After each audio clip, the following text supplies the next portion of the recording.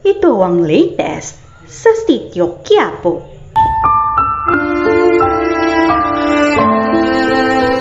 Ipinagbigay alam kay Direktor Espinas na may nag-aalok daw ng 3 milyong piso kapalit ng pagpapahirap sa mga bagong pasok na preso sa koreksyonal.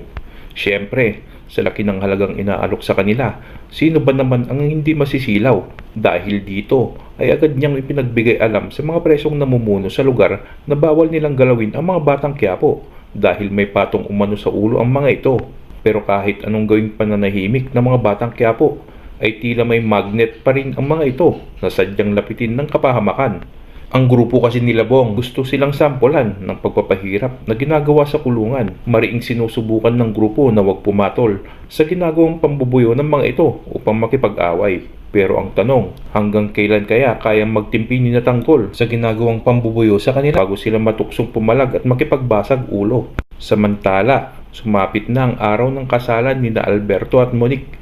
Pero mangiyak-ngiyak ang mga magulang ng dalaga, lalo na ang tatay nitong si Mang Marsing dahil batid daw nitong hindi bukal sa puso ng dalaga ang kanyang gagawin. Pero no choice si Monique, kailangan kasi niyang tuparin ang pangako niya kay Alberto matapos siyang tulungan nito. Dahil dito, imbis ng ngiti sa labi ay mga luha ang pumatak mula sa mata ng dalaga habang papunta sila sa lugar ng kasalan.